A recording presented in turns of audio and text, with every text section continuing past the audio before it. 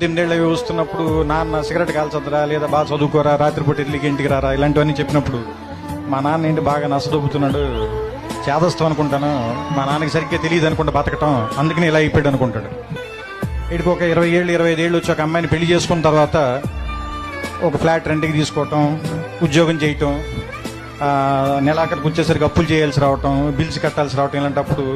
నాన్న మనం మరీ అనుకున్నంత వేస్ట్ ఏం కాదనుకుంటే బాగానే మేనేజ్ చేసినట్టున్నాడు 4 పిల్లలు, కానీ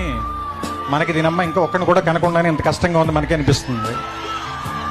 ఆ తర్వాత ఒక 35-40 దాటిన తర్వాత పిల్లలు కొంచెం పెద్దవాళ్ళు అవుతుంటే స్కూల్ ఫీజులు, రికమెండేషన్లు, ఆ తర్వాత వాళ్ళకి ఏదైనా ఒంట్లో బాగున్నప్పుడు రాత్రిపూట హాస్పిటల్కి పరిగెత్తటాలు, ఏదైనా ఒక కష్టం వస్తే డబ్బుల కోసం ఎత్తుక్కోవటాలు, ఇలాంటప్పుడు నాన్న గుర్తుంచి కళ్ళల్లో నీళ్ళు వస్తాయి, ఈ బాబు ఇన్ని కష్టాలు పడి మన అందరినీ పెంచి ఇక్కడ దాకా తీసుకొచ్చాడని.